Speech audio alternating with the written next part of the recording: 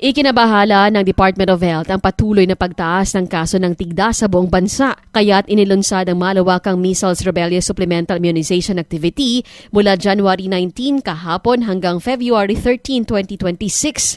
Ayon kay Marshall Canlas, ang National Immunization Program Coordinator ng Kidapawan City Health Office, pumalo na sa 141 ang kumpirmadong kaso ng measles rubella sa buong lalawigan ng Cotabato, kabilang ng isang naitalang kaso sa Kidapawan. Target ang mga batang may edad 6 hanggang sa 59 months upang mabigyan ng karagdagang proteksyon laban sa sakit. Paliwanag ni Canlas na kahit nabakunahan na noon ang mga bata, kinakailangan pa rin silang mabigyan ng bakuna upang masigurong fully immunized laban sa measles rubella.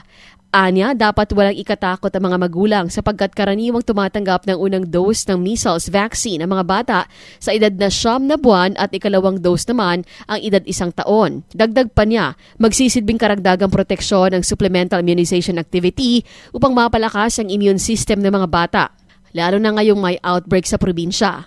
Sabi niya, hindi totoo ang mga balitang maaring mag-overdose ang mga bata kung sila ay babakunahang muli. Kabilang sa mga sintomas ng sakit ay lagnat, ubo, sipon, pamumula ng mata, rashes at puting pantal sa labi. Pinapayuhan ang mga magulang na agad i-isolate ang mga batang may sintomas upang maiwasan ang pagkalat ng sakit. Hinihikayat ang mga magulang na dalhin ang kanilang mga anak sa pinakamalapit na health center o fixed post sa kanilang barangay upang makatanggap ng kinakailangang bakuna.